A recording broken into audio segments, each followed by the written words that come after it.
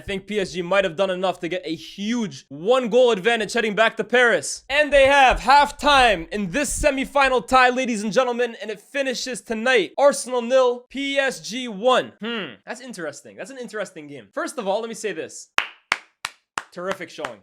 Terrific showing from both teams. I thoroughly enjoyed that. That was two of the best teams in the competition going at it blow for blow. Very, very good showing. I'm entertained. The second half, a little less so than the first, but the first half, what a showing. First of all, after 15-20 minutes, I was damn near ready to call PSG the best team I've ever seen in my life.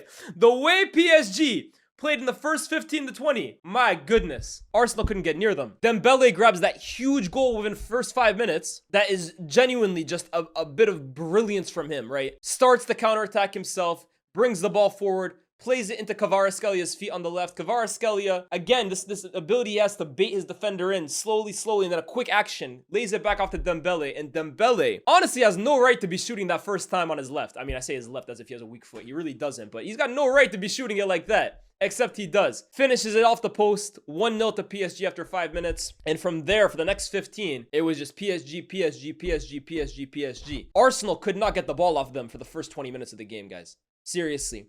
Rice, Marino, Odegaard, they were chasing shadows. Kvara, Doue, and Dembele were running rings around them. And to be honest with you, I think PSG will feel hard done by the fact that Kvaratskhelia did not get a penalty in that 20-minute period, where he's being triple teamed by 3 Arsenal defenders, finds his way out of a telephone booth between the 3 of them, and Jurrien Timber on the way sticks his arm out and impedes Kvara. Now, devil's advocate will say there's not enough contact from Timber. He sticks his arm out, but Kvara kind of sells it. I can hear that. But he also, he's not sticking his arm out to give him a high five. He's sticking his arm out to slow him down, to get in his way. I think Timber gets lucky there. Personally, I think it was a penalty. But I think that might have been the moment that kind of allowed Arsenal to kind of get a foothold back in this game. Because honestly, for the first 20 minutes, they might as well not have even shown up to play.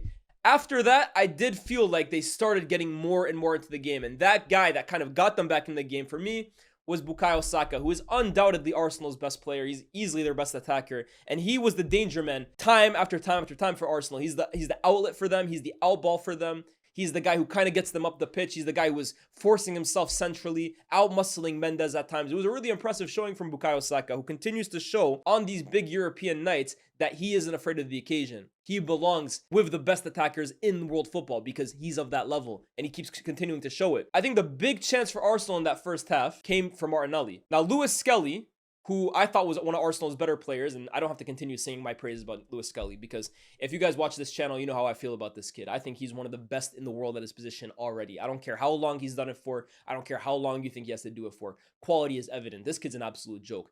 But that run from deep, practically bypassing 2-3 PSG midfielders, getting himself close to the box, slotting Martinelli through and behind perfectly to put Martinelli through on goal 1v1. It was brilliant from Lewis Skelly, and it just continues showing more pages to his book that he kind of has in his overall game. He is so talented. And Martinelli threw on goal. I'm going to be honest with you, right? Martinelli should 100% score that chance. He should 100% score it. But also, it's a brilliant save. I don't think I'm wrong to say that. It's a miss, but it's a great save as well, too. Donnarumma had himself a game tonight, had an answer to everything Arsenal threw at him. In that save in particular, it reminded me of Thibaut Courtois. Some of the saves Courtois has pulled off in the last few years, that was reminiscent of that kind of save, getting himself low, getting a firm hand to it, keeping Martinelli out. No question about it. Martinelli should score from that area, from that distance. But I think we can give credit to the goalkeepers. Me give credit to a goalkeeper. That's how you know it was a good save. And I think the last half of that first half, you started to feel like Arsenal were growing more and more into the game. And we all said it before a ball was kicked, right? Where each team can hurt the other. PSG, we know they're going to have most of the ball during this tie. I think when it comes to possession of the ball, they are the best in Europe. No one keeps possession better in world football, in my opinion, than PSG. That midfield 3 of Vitinha, Joao Neves, and Fabian Ruiz, they can keep it ticking for fun. Shout out to Barcelona. 100% them as well, too. They're up there. I think PSG are a step ahead in terms of ball possession. They are ridiculous. They can keep it against the best of them. Those two in particular, right? The two little maestros, Neves and Vitinha. I'm telling you, they're the modern day Xavi and Iniesta. Not in terms of quality, but in terms of play style. They keep it ticking for fun, right? And before I'll give you a spoiler. Joao Neves is my man of the match. Because not only was the guy absolutely flawless on the ball, in terms of his short passing, in terms of his line-splitting passes, his diagonals, in terms of his ball carrying, weaving through defenders, but also his tackling. Again, maybe that's a side of the game that doesn't often get talked about, right? But his ball recovery. I talk about Pedri all the time in terms of his most underrated attribute is how much he wins the ball for Barcelona. Joao Neves is the equivalent for PSG. This guy, I think, has the most duels won in the Champions League this season, or most tackles won. One of those two. He ranks highest in the entire Champions League. And I think there were a lot of question marks over the summer about Joao Neves for a potential Premier League move, because we look at his height, we look at his physical build, and as Prem fans, the first question is, oh, is he strong enough? Is he athletic enough for the Premier League? As if everyone in the Premier League is some 6'6" Goliath. As if we haven't seen David Silva and Santi Cazorla and magicians like that thrive in the Premier League even at their short stature. Joao Neves, there were similar questions about that, but you look at the way this guy plays. I love this comment that I just got in my chat. He's a literal pickpocketer, bro. He's a little chihuahua. The guy is just nipping at heels, nipping at ankles. He's always stabbing at the ball. He's always winning it. You can't breathe when Joao Neves is around. He's a little Energizer bunny. That's the best way to kind of describe it, man. He is fantastic. His work rate is fantastic. His tenacity is fantastic. And his tackling style as well, too, is top. I thought Joao Neves was incredible today. He was my man of the match. But yeah, talking about that midfield, we kind of went into this game thinking, okay, how can each team beat the other? Because really, when you look at Barca and Inter, and you look at Arsenal and PSG, it's really styles make fights here. In both games, they're two contrasting styles. It's like two different kinds of boxers. And it's not really about who's the better boxer, but whose style might suit the other more. And PSG, we all know they're going to absolutely dominate possession against any team. But Arsenal, we looked at them and thought to ourselves, if they're going to get something against PSG, it's undoubtedly going to come in two ways. Physicality, in terms of athleticism, and set pieces. And I think anytime Arsenal looked like scoring in this game, it came in those two ways. First and foremost, I talked about the Lewis Skelly example as well too, but a similar thing happened with Declan Rice. And again, I think for that one as well too, it ended up in a huge chance for Trossard, where again, he finds the ball in the box, or just outside the box, finds himself in the box, left-footed shot that I've seen Trossard score so many times far post. Donnarumma, again, another huge save down to his left to stop it. But again, it came and it showed PSG's vulnerability in defending, driving from central areas. Lewis Skelly in the first half showed it. Declan Rice showed it. They struggle a little bit in terms of athletic players that can kind of just drive directly down the heart of the team. Two examples we just saw. This is where you can kind of get at Neves and Vitinha. They're fantastic players, but a guy like Declan Rice and a guy like Lewis Skelly who drive the way they do, I do think they showed a little bit of frailty in PSG's midfield on those two occasions. And then the other way in which we said Arsenal could kind of get at them as well too is set pieces.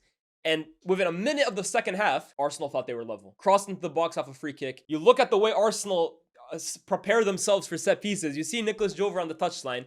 They clearly have different game plays that they kind of run. It's so interesting, right? I'm not an NFL fan whatsoever, but the way that American football teams kind of have plays for each possession, it's so funny in the way that Arsenal kind of do as well too on their set pieces. And you saw in this one, for example, there's about 5-6 players standing so far offside. PSG are prepared on one way. The 6 players for Arsenal are prepared behind them. The minute the ball is kicked, they immediately run forward, make a little bundle together in the box, cause some havoc, and one guy gets a head on it. And that guy was Mikel Merino. Actually went off Pacho, who had a really good game today. Merino ended up being offside. But that was a warning sign. And I think throughout the game, if you ever thought Arsenal would get something out of this game today, it always felt like a corner or a set piece could kind of expose a frailty in PSG's incredible team. Ultimately, it didn't end up happening. PSG had huge chances of themselves as well too, if we're going to be honest, right? Barcola going through on goal, a wonderful sequence of passing on the right-hand side between himself, Hakimi, and Gonzalo Ramos. Shanked it just wide. Barcola, to be honest with you, I think since Kvara came into the team and since Doue has kind of gotten into this amazing form that's made him undroppable, I do think Barcola is playing with a bit of lack of confidence. I honestly do think that the first half of the season, he probably would have finished that chance off. And then Gonzalo Ramos, who came on for the injured Dembele, who we'll talk about in a bit, threw on goal again. And even the way he kind of like prepared himself to shoot was so weird, but ends up toe punting it off the crossbar and over. For a center forward, extremely poor. Game ends 1-0 to PSG. I think it's a fair result. I didn't think Arsenal were bad today. I definitely think they started off extremely slowly, and that ultimately ended up costing them. But I think PSG were good for their win, and I honestly think on a different day, they probably could have grabbed 2 or 3. I think they were that good. But don't get it twisted. Everything's still to play for in Paris. I think PSG will go to Paris as the favorite. Definitely. But Arsenal are still in this tie. And we know the lack of away goals as well, too. The absence of that means that the task isn't that out of hand. It's not that they're not up against it, right? They still have to just go win at the Parc des Princes. It's as simple as that. And to be honest with you, before a ball was even kicked, that was probably the case anyways. They probably had to go there regardless and get a good result. Now it just means that they have to win. So I wouldn't count Arsenal out whatsoever. But this is a kind of tie, right, that I saw a lot of conversation around before a ball was kicked. And I did feel like a lot of Premier League fans were discrediting PSG early on. A lot of Arsenal fans as well too. Now, I'm not trying to say Arsenal fans didn't give them any respect whatsoever, but I did see a lot of the conversation consistently hovering around the game that these two teams played earlier in the season at the Emirates in the group stage, where Arsenal came away 2-0 winners. And they were kind of like saying it almost like, Arsenal already beat them this year. Like, they're a good team, but we've already shown we can beat them. It's not the most impossible task ever. And I hear it. It's an evenly balanced tie, but I kept saying throughout the week, this is not the same PSG team that Arsenal played in October, November time. It's not. And it's not me making excuses here. It's not me trying to give them benefit. It's a different team. For starters, Ousmane Dembele, who in 2025 is arguably the best player in the world on form, did not play that game. Not through injury. Like, he was literally punished by the coach for disciplinary reasons. Didn't play that game. Since he's kind of been moved into this false nine role, PSG season, and his fortunes have completely changed. So that's a big thing that changed. Kvicha Kvaratskhelia, who in the first half, Jurrien Timber, who's proven to be one of the best 1v1 defenders in Europe this season, had a hell of a time defending him. Honestly, I've seen Timber lock up some of the best attackers in European football this season. That first half against Kvaratskhelia, that's the hardest kind of task I've seen him kind of have to handle. The second half, he was a lot better. But Kvara wasn't there in October, November. Today, he made himself accountable for. But that PSG team, just in general, right? It's a completely different outfit to the one that we saw. So I kept saying throughout the week, right? Yes, Arsenal have a huge chance of winning this. But it's not because they already beat them. Don't fall into that trap. This PSG team is night and day to the team that we saw in the first half of the season. In fact, I would go as far as saying it's arguably the biggest 180 of a football team mid-season I have probably ever seen. They've gone from a good team with flaws and frailties to arguably the best team in the world overnight. I don't know. I mean, there's a few things that's happened. Shout out to Luis Enrique, right? But it's a complete 180 from them. If we're going to talk about a few players, let's start with PSG first, right? Desiree Doué. ESPN, you have blood on your hands. These guys really cooked up a list of the best 39, under 21 footballers in world football. And first of all, I'm still so pissed that I didn't even see they left out Cherki. That's a travesty in its own right. But Desiree Doué, kid phenom, the heir to Neymar's throne, 25th. Ladies and gentlemen, did that look on your television screens today like the 25th best youngster in world football? I wouldn't go that far, man. I wouldn't say it. I wouldn't say that. This kid is quality, man. This kid is quality. And I keep saying it, right? He oozes technique. He oozes talent. And he had this one instance in the first half, right? That will probably go under the radar because nothing came out of it. The ball's coming out of the air. He traps it, right? He controls it midair with almost like a little back heel. Brings it down incredibly well. Takes on his defender, slips, falls, goes out of bounds. People will look at that and say, well, he lost the ball. Come on, get back up, blah, blah, blah. What are you gassing him for? I get that. I'm not trying to say he did the most incredible thing there. But that instance from Desiree Doué right there showed me why I love him so much. That was a perfect example of why I love him so much. He's just not afraid of the moment. This is a guy making really his breakthrough season. Yes, he was good for Rennes last year. That's the reason why PSG bought him. But it's his breakthrough year, right? The whole world is on alert now. And it just doesn't look like anything phases him, man. It honestly does not look like the stages that he's playing on, whether it's Anfield, whether it's the Emirates. Nothing phases the guy. It's like he's playing on the playground. He's a street footballer, and it looks like he's still playing on the streets. He gets on the ball, and his first thought is like, how can I humiliate my fullback? And that's just a breath of fresh air for me, man. It's a breath of fresh air. He had some sequences in today's game, right, that honestly left me just gobsmacked. The combination play, the quick, intricate 1-2s. He has this incredible technique of like, when the ball is kind of close and a guy is kind of coming towards him, of what's the move that Laudrup and Iniesta, the croqueta, left to right to left. He shimmies in between them so well. The flicks, the heels. I thought his duel today with Lewis Skelly on the left was really good. Really good. You don't see it often too much in terms of fullback versus winger 1v1. And in fact, I even asked Kyle Walker, yeah, I'm dropping that name like that. I asked him when me and Cam interviewed him end of last year. We asked him, he said, your battles with Vinicius that he kind of became famous for, Walker and Vinicius. We're saying we all love to see it, right? But we don't really get to see it in the modern game anymore in terms of winger versus fullback. We used to see it all the time. Cristiano versus Ashley Cole. That's the most memorable one I can think of, right? Why don't we see that anymore? And he said, really, the reason for that is because these days teams really overload one side when they're attacking. So often it's like, and then also when the other team's overloading, you bring numbers to that side as well too. So it ends up being 2v3, 3v2, 3v3. You don't often get to see 1v1. Let me have this, allow me to have this dance, if you will. Today, I felt like you really got the opportunity to see that with Desiree Doué and Lewis Skelly. And I wouldn't say Desiree Doué humiliated him whatsoever, because I think Lewis Skelly definitely held his own and got the better of him a few times as well too. And of course, Lewis Skelly going the other way as well too. We know that brother's a problem. But it was really refreshing to see those two. And I think you look at those two, right? That's the future of football right there, man. One of the best left backs in the world. I think so, even at his young age. And one of the best wingers in the world, even at his young age. This 2000s generation are an absolute joy to watch, man. They play the game with such a liberty. Honestly, it doesn't feel like anything kind of phases them. I absolutely love it. Other players for PSG, I already talked about Joao Neves. Brilliant performance from him. Kvaratskhelia, first half I thought was great. Dembele, I think started to fade in the second half, but first half, man, the way he was taking on Saliba, the positions he was taking up, the way he took his goal, continues to kind of elevate. And I keep saying it, right? Salah, Yamal, Pedri, Rafinha, Ballon d'Or will kind of be fought between them, but don't forget Dembele. Don't forget Dembouz. That's all I'm going to say. Donnarumma. This is a remontada. Donnarumma, I've never really been a fan, to be honest with you. Post-Euro 2021, I've always felt he's been on the decline. Some of the howlers he's had in PSG's exits over the years. Shambolic. This season, he's righting every single wrong. That tie against Liverpool, the penalty shootout, the performance at Anfield, the game against Villa at Villa Park, where he single-handedly kept Villa out. And then today as well, too, some big saves. But more importantly than that, he'll get a lot of credit and attention for the save on Trossard and the save on Martinelli. But guys, when you have a team like Arsenal who are so potent on set pieces and so much of their attack comes through crosses into the box, think about this. It's extremely important for your goalkeeper to be incredibly adept at claiming the ball in the air. And when it comes to Donnarumma, first of all, the guy's about 7'12", but this guy can claim high crosses, bro. This guy, when crosses get thrown into the box, he's there to parry away. He's there to kind of reach his arms out and grab the ball. He is a safe pair of hands for that PSG team. He hasn't been in the past for me all the time, but this season, I think he's really kind of standing up tall, and he's been huge for PSG in this Champions League run. So PSG will go back to Paris confident, but also weary, because Arsenal, they showed threat, and they could have very easily got something out of this game as well too. Saka, I spoke about him. The guy's absolutely brilliant. I thought Declan Rice. But here's the thing, right? Going into this tie, we knew there were a few absences for Arsenal that were going to hurt them. Obviously, the injuries before this, right? Gabriel is out for the season.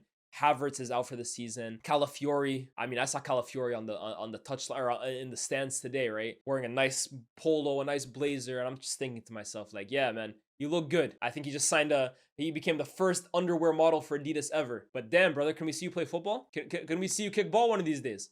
I mean, there's been an APB out for Calafiori this season. Where's he been? I'm just saying, I've seen him modeling more than I've seen him play football. I think he's a great player. But damn, bro, you got to be available eventually, man. And I'm not sure when he comes back where he fits into this team. Because how are you gonna bench Lewis Skelly in this form? But anyways, he's been out. Tomiyasu, we won't speak on that guy. I forgot he even existed. Jesus is out. There's been injuries before that. But in terms of this season, like in terms of this tie, who was really missing? The big one was Thomas Partey. Against Madrid, Thomas Partey was huge for them. For numerous reasons, right? His ability to build out from the back, he's comfortable in terms of playing on the half turn, building out, playing passes vertically through the lines. He's very good at that. And also, he's a big guy, right? He adds a bit of physicality to that Arsenal midfield. Him being out required a kind of a shift from Arsenal. And we spoke about this before the game, like, how would they decide to kind of approach this? Because all of a sudden, Merino, who had been doing such a good job as a center forward for Arsenal in this new look team, he's required to kind of drop out of the front line and come into midfield.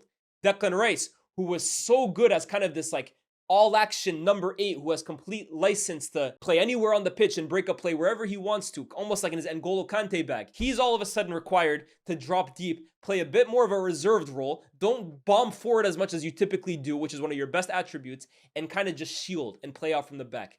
And he's perfectly capable of doing that. But I do think Rice has shown a real knack for playing in that number 8 recently. And that brought in Trossard, who didn't play the worst game. I actually think he held up the ball okay, had a big chance that you would expect him to score, but big save from Donnarumma. But it was just a completely different Arsenal look. Completely different to the team that was practically flawless against Real Madrid. That Partey loss was big, but I think Declan Rice did a really good job of kind of playing in his absence. I just think Arsenal, the way they're built right now, they need Declan Rice's legs further up the pitch. They need his goal-scoring knack, right? His trait to score goals higher up the pitch. Partey will be back next leg. But ultimately, right, for me, there's one guy that you got to talk about for Arsenal in this game. There's one. People will say Martinelli. I don't think Martinelli, I'm learning anything new about Martinelli. So me talking about him almost feels like pointless. Like, I'm not going to go in on the guy because I just don't think he's good enough, right? Like he works hard, a decent outlet, credit to the way he scored the goal against Real Madrid. I'm not going to waste my time though banging on about Martinelli. Every Arsenal fan knows they need improvement at left wing. right? They need a new striker. There's no point in going in on that guy. But Odegaard is the one I think really, right? I don't even think it's like, oh, we need to have a conversation about Odegaard based on this game.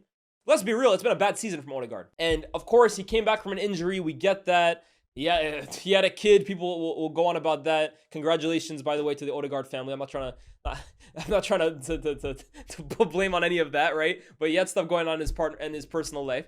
But if we just look at the performances from Odegaard, right? I need to see, and you guys know me, I'm not big on stats, right? I'm more on what do my eyes tell me. But if I look at stats today, Martin Odegaard played 24 passes today in 90 minutes. 24 passes today. And I can basically confirm that this 24, a lot of them were step padded towards the end. Because around like 75, 80 minutes, this guy was on like 12 passes. So he like doubled that in like 10 minutes. Fair play to him. But guys, let me give you a counter example to what I'm talking about. So Odegaard, who is supposed to be this team's creator-in-chief, their creative playmaker, their guy who kind of links everything together in midfield, the key to defense and attack, completed 24 passes in the game. Vitinha completed nearly double. Oh, he completed over double. Joao Neves completed nearly double. That's the difference. And of course, like I said, PSG, it's down to the way they play as well too. It's down to the way they play as well too, right? They're a possession-heavy side. So of course, these two are always going to complete more passes than any of these guys, right? I'm sure Marino himself didn't complete that many passes. Wow, he completed more passes than Odegaard. That's concerning. That's very concerning. Okay, that is extremely concerning there. Okay, that's got me concerned because I was pretty sure Odegaard would have more than them. Declan Rice, 55. Oh my goodness. Ruiz. Do not tell me Ruiz has more. 40. Oh my God. Ladies and gentlemen, we have a problem. We have a problem. Because let me say this, yeah. Every player has their strengths. Every player has their weaknesses. How many times do I tell you guys this is stream? Everybody loves to pick on Declan Rice's ability to play out of the first phase, his ability on the half turn, his passes through the lines. Okay, he's not Vitinha at that. But Declan Rice has certain attributes. Guys, don't tell me David Raya completed more passes than him. Chad, don't tell me that. Hold on. Okay. At least Trossard completed less than him. Okay. All right, let me speak on Odegaard, right? Because like I was saying, every player has their strengths, every player has their weaknesses. Declan Rice is not the best player in the world at receiving the ball on the half turn, splitting passes through the lines, right? That's not his strength. We get that, right? Vitinha is not the most athletic. He's not the most physically imposing. He's not the fastest player in a straight line sprint. That's not his strengths. But they do have strengths of their own. Declan Rice is an incredible athlete. One of the most athletic midfielders in the world. One of the strongest, one of the most athletic, his ability to carry the ball forward, his ball winning ability, the way he wins the ball, not only the way he tackles, but the way he wins the ball as well too. Incredible. He can shoot set piece. He has strengths that a good manager will look at and in the right system and platform the correct way, they will maximize Declan Rice's strengths and minimize his weaknesses. Similar to Vitinha. The right manager will minimize Vitinha's lack of, pace, minimize his lack of physicality, and maximize the fact that he's an absolute metronome on the ball. That's what good coaches do, but that's also what great players do as well too. Pirlo is the example I always use, right? Andrea Pirlo is not athletic, he's not the fastest, but his footballing mind, his passing technique is incredible. So you build a system to hide his flaws and maximize his strengths. I say all of this to say this, chat. Martin Odegaard. Martin Odegaard is not a brilliant ball carrier. He's not a great dribbler, right, in terms of like beating men, right? I wouldn't say like his crosses into the box are like extremely, like they're like killer crosses, right? He likes that little chipped, lofted cross into the back post. Doesn't generate that much whipper power on it. He likes that one. What Martin Odegaard for me is really, really good at is linking up play. That's why for me, I never even call him a number 10. I really don't. For me, he's like a number 8. And I think his best attribute is his relationship in terms of passing the ball of other players, linking defense to attack, keeping it ticking. That's his best attribute. I think we can all agree on that, right? So the fact that Martin Odegaard, first of all, only attempted 27 passes and completed 24 all game, guys, is a major red flag. Because Martin Odegaard was not creating chances. He was not breaking up play. He was not, carrying the ball 40 yards forward. He wasn't getting himself into good goal scoring positions. His one job on the pitch at the moment is to keep it ticking, to keep things playing, to at least get Arsenal in a certain tempo on the ball. He failed to do even that. That's a huge concern because not only are his flaws at the moment being painfully exposed, but even his strengths are not really showcased either. At the moment, Martin Odegaard is a passenger, not really providing anything to Arsenal. Now, the question is, Is this a lack of form? And if it is, it's a lack of form now over months, not just over games, but over months. Or is it a case that Arsenal's trajectory as a team is going up, up, up, up, up? They're trying to get to certain destinations, certain goals. And Martin Odegaard's trajectory is just not able to keep up. Is this team growing past the need for Martin Odegaard? That's the question. Some might say, I'm seeing someone in the chat saying he needs a striker, in my opinion. I mean, you could say that, but was he much better when Jesus and Havertz were there? In fact, I think Odegaard is really reliant on Bukayo Saka because I think a lot of his connections and a lot of his passes are kind of into the feet of Saka. They're kind of playing off Bukayo Saka. At times, it's almost like playing it into Bukayo Saka's feet and basically willing him go forward with the ball that I just played to you. But only playing 24 passes in this game for Martin Odegaard, guys, that's concerning. That's concerning.